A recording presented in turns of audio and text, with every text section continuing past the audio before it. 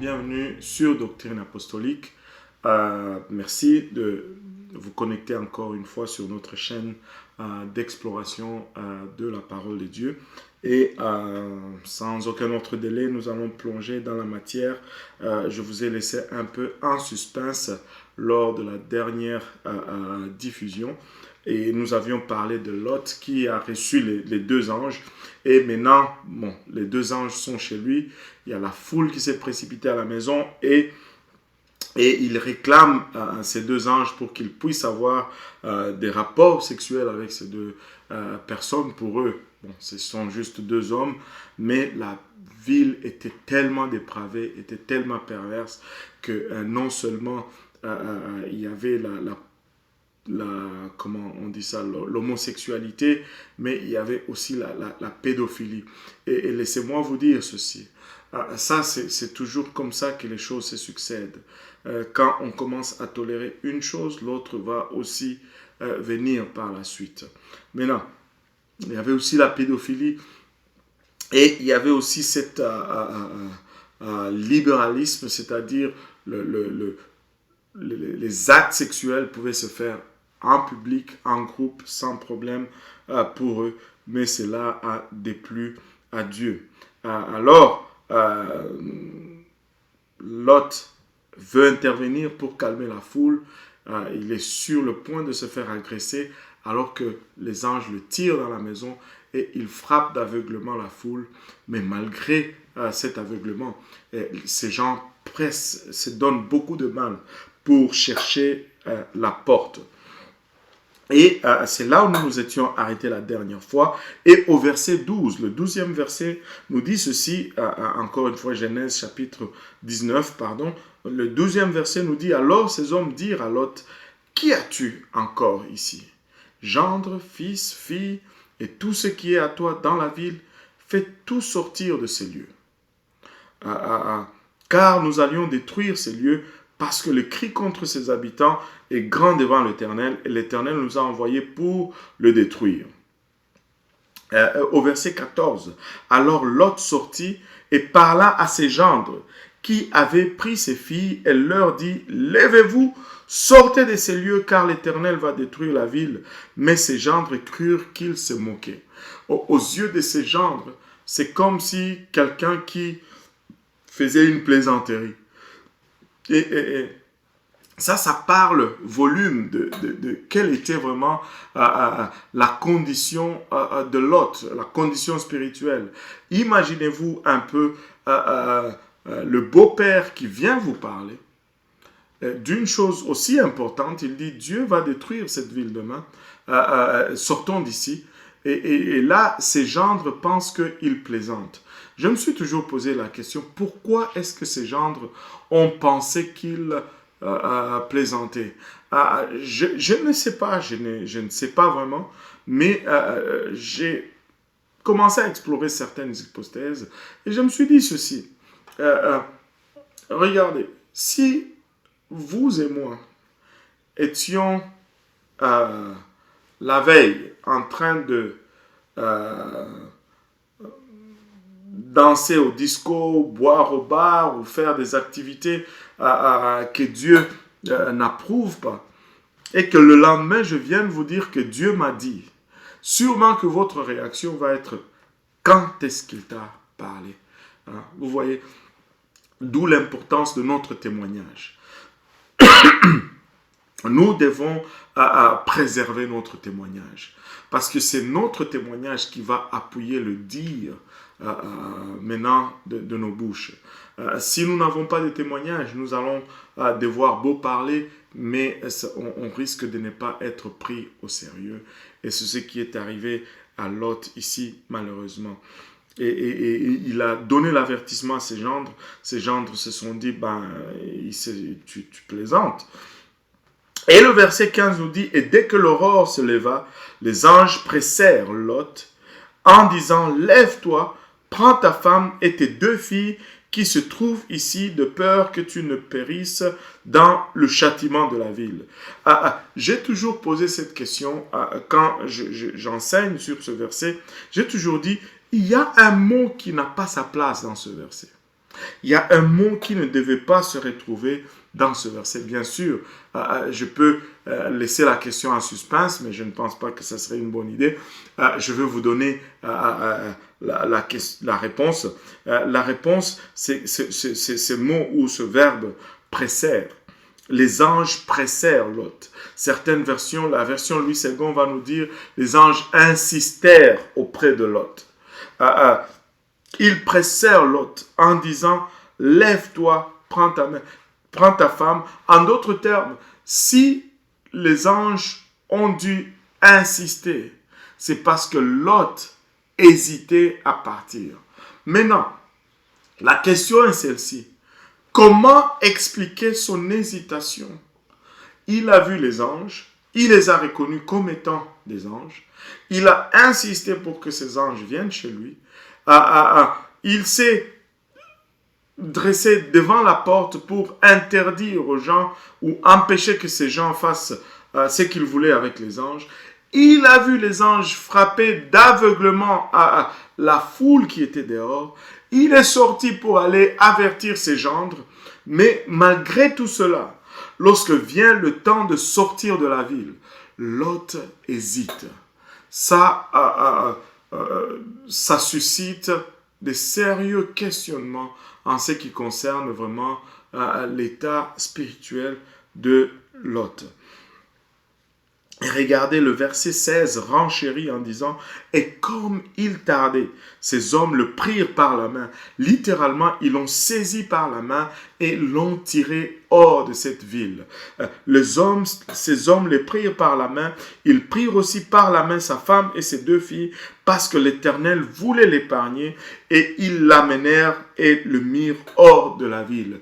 Oh, autant que ces versets nous donnent une face un peu triste, moins reluisante, je devais dire, en ce qui concerne la vie spirituelle de Lot, autant ces versets suscitent un souffle d'espoir ou d'espérance en nous, parce qu'on peut voir que c'est par la prière d'Abraham que Lot a été épargné. Ainsi, je veux saisir cette opportunité pour vous dire, n'arrêtez pas de prier pour vos bien-aimés.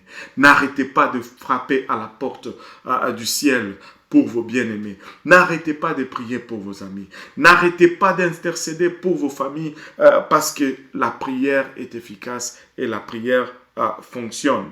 Donc, ils ont été littéralement tirés hors de la ville par les anges. Alléluia. Et le verset 17 nous dit, « Or, dès qu'ils les eurent fait sortir, l'un d'eux dit, sauve ta vie. Ne regarde point derrière toi et ne t'arrête en aucun endroit de la plaine. Sauve-toi vers la montagne de peur que tu ne périsses. » Les anges ont déterminé les lieux de sécurité. Les anges ont déterminé les lieux du salut. Ils disent, sauve-toi vers la montagne. Ne t'arrête pas dans la plaine. Écoutez, quand Dieu nous amène dans un endroit de salut, il va toujours nous donner des instructions précises en ce qui concerne ces lieux-là. Dieu ne nous appelle pas au salut sans nous déterminer vraiment c'est quoi le lieu du salut. Lot a eu l'instruction claire. Ne t'arrête pas dans les plaines. Va vers la montagne, de peur que tu ne périsses. Et regardez maintenant ceci au verset 18, une partie très triste. Et Lot leur répondit, non Seigneur, je t'ai pris. Waouh! Non Seigneur, je t'ai pris. Après avoir été tiré hors de la ville, il continue au verset 19. Voici ton serviteur a trouvé grâce devant tes yeux. Et tu as signalé ta miséricorde envers moi en me sauvant la vie. Mais moi, je ne puis me sauver vers la montagne, que le mal ne m'atteigne et que je ne meure. Voici, je t'ai pris cette ville, et assez proche pour s'y enfouir. Elle est petite, que je m'y sauve, je te prie. N'est-elle pas petite, et que mon âme vive, et bla bla bla bla bla. Certaines versions vont mettre même des points de suspension pour nous indiquer que Lot a dit beaucoup de choses. Mais laissez-moi vous dire ceci, frères et sœurs. Quand Dieu a déterminé le lieu du salut, c'est parce qu'il sait très pertinemment bien que nous pouvons nous y rendre. Quand Dieu demande à Lot d'aller dans la montagne parce qu'il savait que Lot allait s'y rendre. Et nous allons le voir par la suite. Mais Lot commence à négocier. Regarde cette petite ville. Elle est si petite. Est-ce que je peux m'y réfugier? Mais maintenant, regardez la réponse des anges. Les anges disent ceci.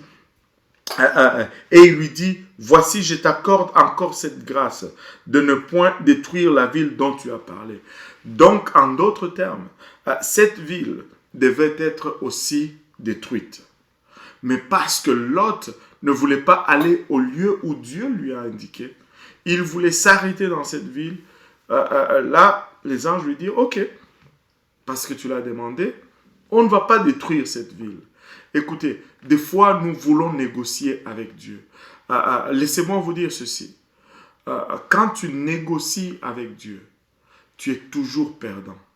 Parce que Dieu t'offre toujours en premier ce qu'il y a de mieux. Le premier offre de Dieu, c'est toujours le meilleur. C'est toujours le meilleur. Et quand tu commences à négocier, le plan B, ce n'est jamais l'optimum que Dieu avait pour toi. Et là, regardez ce qui confirme un peu cette fausse crainte que Lot avait. Le verset 22, la Bible nous dit, « Hâte-toi de t'y sauver, car je ne puis rien faire jusqu'à ce que tu y sois entré. » C'est pour cela qu'on appelait cette ville Tsoar, en d'autres termes, petite.